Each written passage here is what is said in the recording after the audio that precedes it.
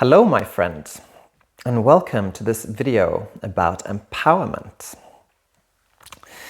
Empowerment is a really interesting prism to understand things through. And I'm going to give you a little bit of an introduction both to how we can look at this through the self-development perspective, the individual, the human, but also how that looks in the spiritual deepening. Because it has a horizontal axis, the axis of me as a separate being, and it has a vertical axis as the me that is part of a whole or the totality. So for the individual, let's go back to, where we can access most things, which is through our biology. Evolutionary speaking, in order for this organism to survive, everything is found on the outside. The food that I need, the shelter that I need to find or build, the people that I need to cooperate with in order to survive, dangerous animals that are out to kill me or that compete for the same food, what have you. All of this is found outside of myself. And so evolution has shaped a very, very clever and intricate system of being really perceptive of what is going on the outside. So, for example, if there is fear arising in my system, my mind will automatically start scanning and looking and analyzing and inventing even the reasons for that fear. Because if I feel fear, there must be something dangerous around. That's just how the mind works. So, me as an individual, I'm in many ways inferior. I'm reliant on outside circumstance, outside power. Again, this creates religion because there must be a greater power than me because I perceive myself as powerless. I don't really have power.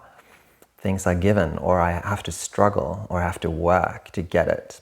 This is how the mind sees it. It's a prism through which we experience. And let me make this a bit more tangible. Because empowerment, if we see it together with its opposite, disempowerment, what is that? Disempowerment is the sense of being a victim. And being a victim is a position in the mind. It is my mind that perceives itself, or me, the being, the human, as powerless in the face of what has power over me. Whether that's a god, or a god with a capital G, or other people, or the system, or the political system, or my tribe, my friends, my enemies, anything can have power over me. The position of being a victim is just the natural place for my perception to experience through. It's just my evolution, and which is why it's so hard to both see this, understand it, and not least move past it. Because my mind will always find reasons for me to not have the power, to be disempowered, to be a victim. And it's also in many ways true in the sense that when we grew up, we were powerless, as children. We were completely reliant on others, on our surroundings. And even evolutionary speaking, as an individual, we were pretty powerless without our group, without our tribe.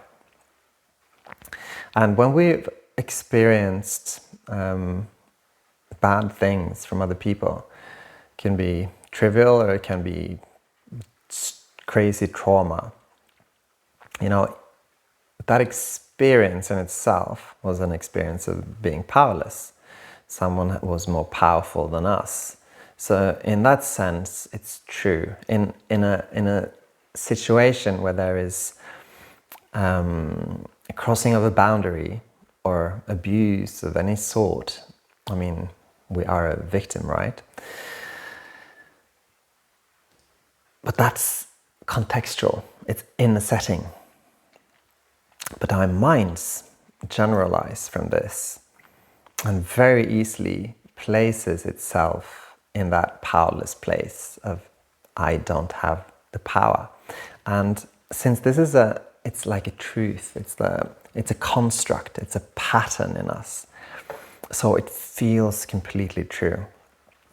Even when we learn to sort of empower ourselves, and this is not the true empowerment that I'm talking about, but let's address that too, because if, let's say, we grow up with parents who are like, you can do whatever you want in life, you have the power if you only work hard, and if we're lucky, life will mirror that, and we will experience that, relatively speaking. I get what I want if I work really hard, or if I take it, or such as in our societies, we just follow the rules, and if our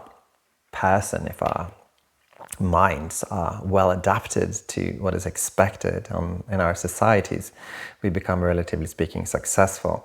So we can have material wealth and success, we can be popular, we can have lots of likes on social media, we can fit in, we can be successful, basically, relatively speaking.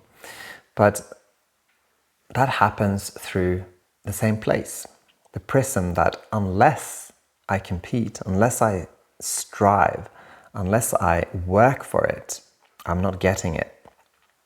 So again, the underlying understanding is the same.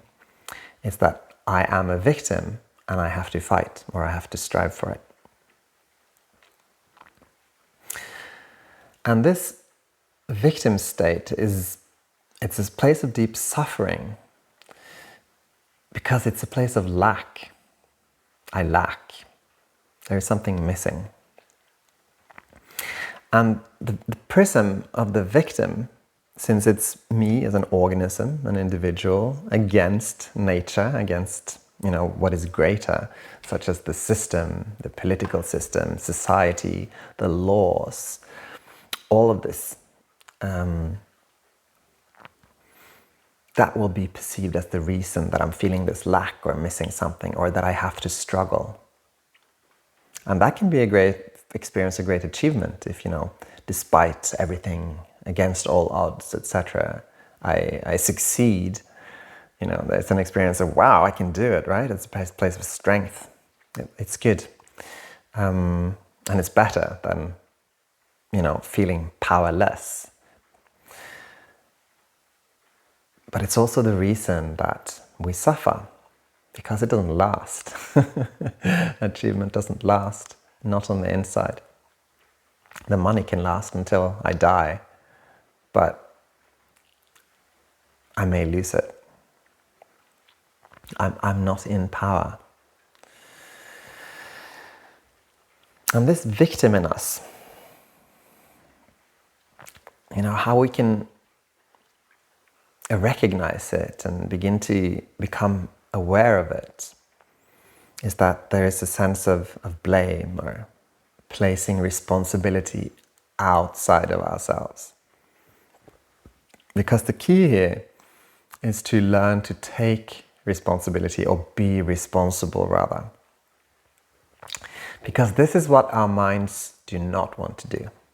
If I had a mind that said, everything is my responsibility and everything that happens is because of me, and when I starve, when I fail, when I'm an outcast, it's me. That's actually also the victim state. It's just that it's an internalization of it, because it's not the me, it's a part of me. So just to address this also, this sort of deep suffering of me being the source of everything that is bad, it's not the true me. It's a part of me that is there's something wrong with me, but it's not the complete me. It's just a part of my personality. And if only I didn't have this, if only I didn't look like this or speak like this, or all these things that we compartmentalize, or things that fragment inside of us.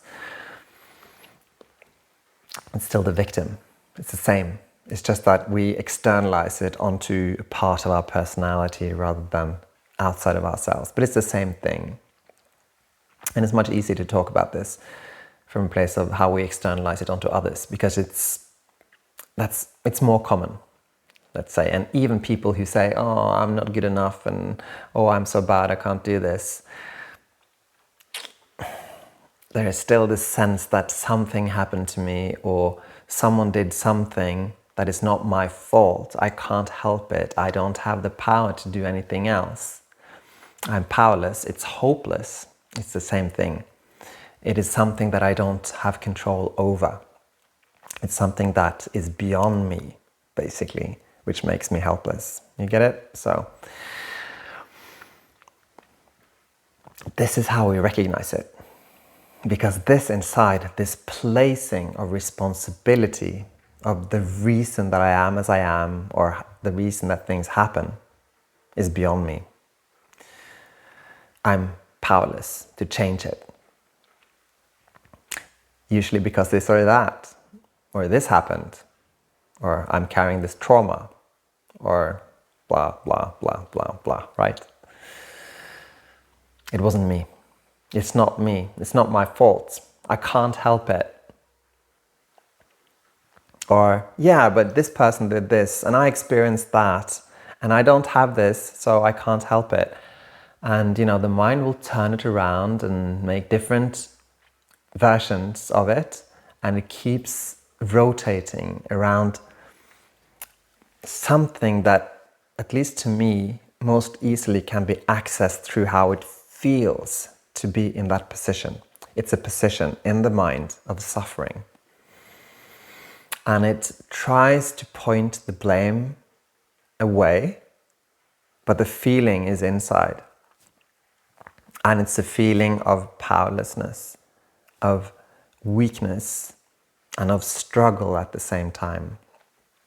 And either it goes towards weakness, which, will end up in depression, because, I believe it to be true, that I can't make a difference, that I'm helpless. Or it becomes a source of great frustration, because I am weak, I don't have the power, but that's not okay. That frustration, by the way, is the best place to take it, because at least frustration is active and it has the charge of change.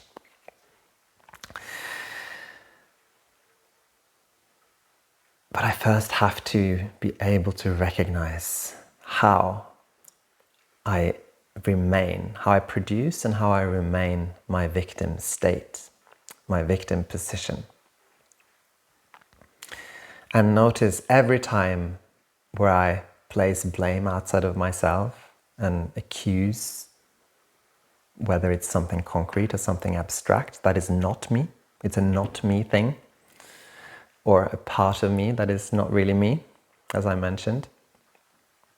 That is the sound in the mind, and the emotion has a signature that I can learn to recognize and discern. Because when I learn to discern it, that signature, that emotional, energetic charge in me that comes together with the victim position, then it gets much easier. But usually I have to start through the mind. And even a question like, do I believe myself to be a victim here? Or do I believe myself to be powerless here, now? It's always here, now. It's the only place anything happens. That will help to sort of start moving things in the mind. Because this is a programming that is really deep and really rigid, and it's truly challenging to move beyond it. And this is in the horizontal axis. This is in the experience of being a separate individual. And that individual can become empowered, meaning that focusing on myself, and whether it's through having a belief that I am the source of the world that I create, or my beliefs shape my life or my experience, that in itself will begin to focus the personal experience into the me, away from this sort of, it seems as if I'm focused on the outside. Speaking of the survival instinct that I began this video with. But of course it's deeply self-absorbed. You know, if you've been with someone who's like very stuck in a deep victim state, victimhood, you know, it's so self-absorbed. It doesn't have space for anyone else because that belief is so strong and it's impossible to, you know, feel anything beyond it.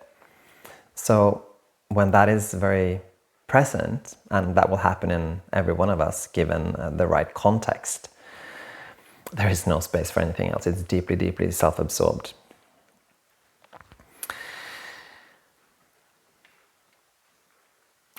And taking seriously this state, I can, as an individual, as a separate being, begin to take charge by, it's like a straightening. That's how it feels to me. It's like I straighten up because the victim is sort of powerless and little and, you know,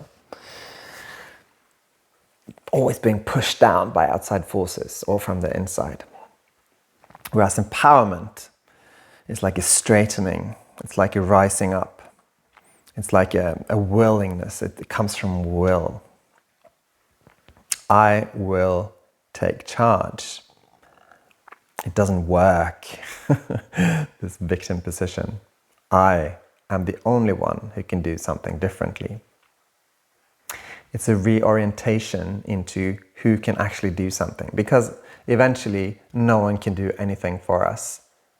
And when we're adults, we're the only one who can do something differently. We are completely controlled by and shaped by our beliefs, by how we perceive ourselves and our world. And me as an individual is the only one who can do anything and make anything happen. I'm the only one who can change something. I'm the only one who can go to therapy, and I'm the only one who says no to it. I'm the only one who says I'm willing to do something different in order to create change in my life, or I don't want to leave my couch, I want to stay here and watch TV. I'm the one who's going to quit my job, or I'm the one who chooses to stay in this job even if I hate it. I'm the one who stays in this relationship, or I'm the one who decides to leave it. And relationships are a great way of sort of seeing what is going on here, because this is where we also become very, very passive sometimes. Sort of just there, and you know, it's okay. But it's the victim state is deeply passive because it doesn't believe that it has power. It doesn't have agency. And agency is a very central concept, a word here, because agency is the belief or the experience that I can change something. And there will always be this little voice and this emotion inside that says, no, I can't do it. No, it's hopeless. It won't work. It's meaningless. I'm weak.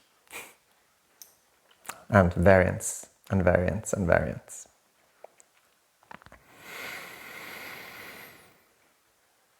And doing that journey as an individual is key to all sorts of change, because real change comes from the inside, from the me.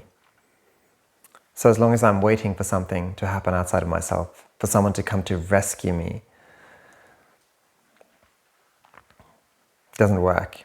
I mean, things happen in life a lot of the time without our involvement or through our misunderstandings, and things are changing all the time, and people are making decisions that affect us and all these things. So it's very easy to get tricked, especially if good things happen that I'm not involved in and doesn't come from my own will. True empowerment comes from sort of it comes from courage, from moving towards the fear that says it won't work, or I don't have the power, I'm powerless, it is hopeless, etc. And it creates fearlessness in us. Not the sort of fearlessness that is like, I'm so afraid, but I'm going to do it anyway. It's like, it's just this inner knowing that I'm the one. I'm the one. Which brings us to the greater vertical axis of empowerment.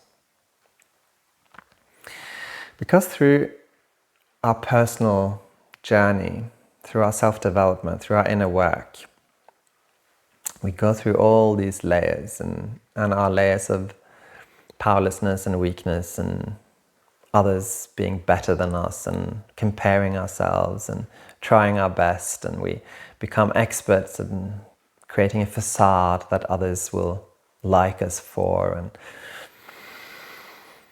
yeah, it's endless. But as we go through these layers and they begin to unravel and to fall away, there is something greater inside that starts to shine, that comes to the fore. Less and less attention is being placed on me as an individual, my personal wants and needs, that things need to be in a particular way, basically everything that creates my comfort zone. And when we're very damaged, a lot of the time we have very, very deep sense of, need for control, and that things need to be in a particular way so that I can feel safe. And as this begins to start to fall away, there is a growing sense of peace, of just falling into place, of things quietening down.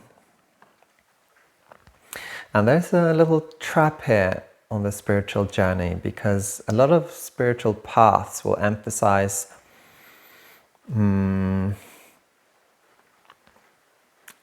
detachment. And our minds, because our minds, they when we're on a spiritual path, our mind wants to be spiritual, so it does its best to pretend. It simulates what it thinks we want. The mind's only job is to create, the world that we want. And I'm not gonna, it's way bigger than that, but just to make it really, really simple. So the mind will always do its best to create what it thinks is right. And so the worst thing, and the most difficult thing or challenging thing on the spiritual path is that our minds keep producing fake versions of what we would call the truth with a capital T, which the mind knows nothing about, so it needs to try its best and fail again and again and again. And so detachment, which ultimately is just the non-involvement of the mind, involvement in the sense of being invested, that it means something, that it's personal, that it's really important. Detachment very easily falls into the misunderstanding that it's about passivity. So a lot of spiritual people become passive observers.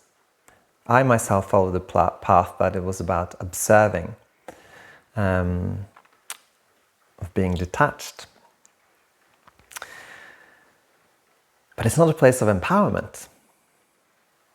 And this is where the personal movement into will and into empowerment meets the vertical axis of the spiritual. Because true, deep empowerment is the power to influence that which is greater. It goes way beyond the individual and this individual life. And this is so needed because so many wise and deep people are non-involved. And I'm not talking about a particular kind of involvement. It's not about getting involved in politics and in society as such. It's about deep involvement in one's life and where we touch other people. It can be just in a small circle, or it can be having influence in the greater scheme. And empowerment in the spiritual sense is a deep experience of responsibility. When I've come this far in my deepening, I have a responsibility to partake through it. And this is also called embodiment. A lot of spiritual people lack embodiment because it's just, we end up in this clear, quiet, peaceful, sometimes uninvolved place where there is mostly no conflict. A lot of the time it's mostly nothing. And we think that's it. And it's not. It's about embodying it, so it's coming back down from the mountain, as it's called in Zen, coming back down to the ground and embodying the wisdom and allowing it to move the being, the individual.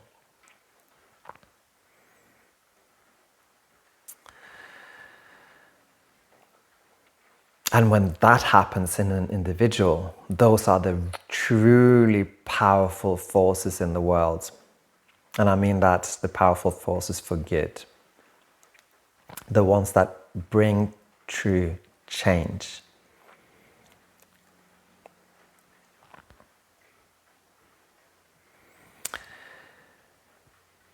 It can be loud. It can even be violent. On the surface, it doesn't make sense to the spiritual ego or to the mind that is trying its best to be really spiritual, because its expression is very human. It cannot be otherwise, which is why we get tricked by the peaceful guru or the detached teacher, because him or her seems to have achieved something because they are, detached, uninvolved. And, it's fine. It's that's also the job of some teachers, to be a portal for that, for the silence. And it's needed to pass through that portal in oneself. But coming back and being grounded into the true power, whether you want to call it divine power or the life force, and allow that to move oneself. That's when we're coming into what is really the purpose of our being. Because our purpose is not to be detached and uninvolved, to be passive. That is not why we're here. It's why some individuals are here, by all means. But for most of us, it's our involvement. It's our participation. It's bringing that wisdom and the insight and the understanding back into the world.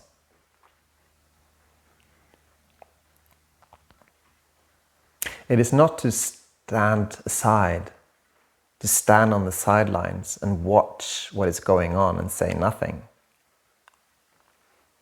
It's involving oneself. And it comes with great fear, because once we detach and find the freedom of the silence, of the great space, where we're no longer rooted in the individual, that's an easy place. There's not much fear there, there's not much resentment. Often there's not much joy either.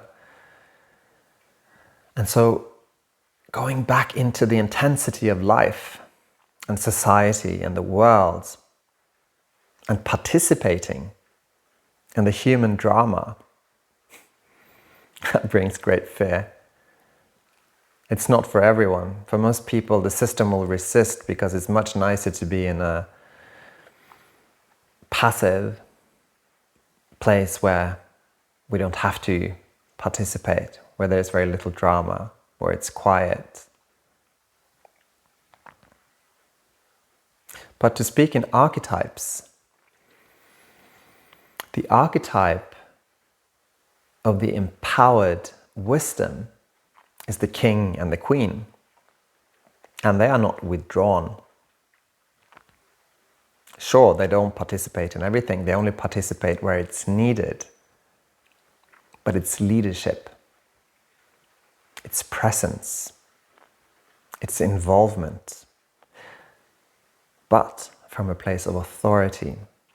Not the authority that needs to use force or coerce people in order to believe itself to be someone. Those are the tyrants. The ones who are not there. The ones who have to fake or pretend. But the true archetype of the king or the queen, that's a place of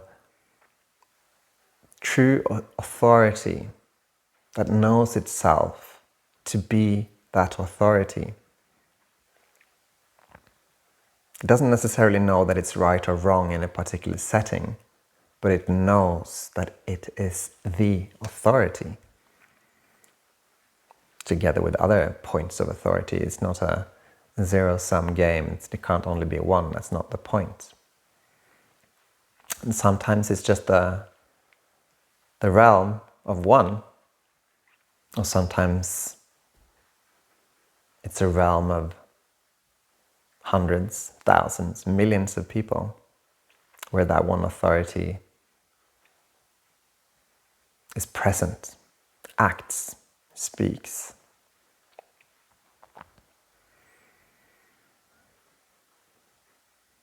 In order to move in that direction, the spiritual seeker needs to truly be present with everything in him or herself where there is some sort of judgment or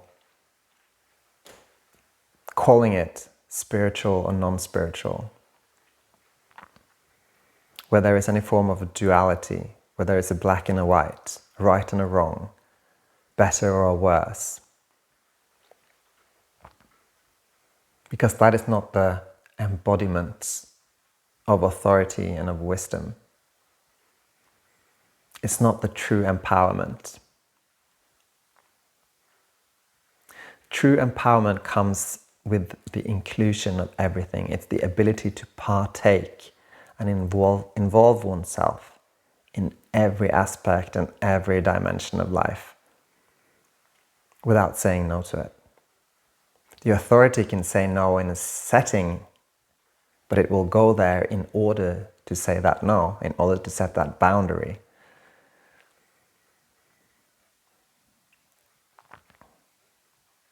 And that is not for the faint of heart. But it's really needed.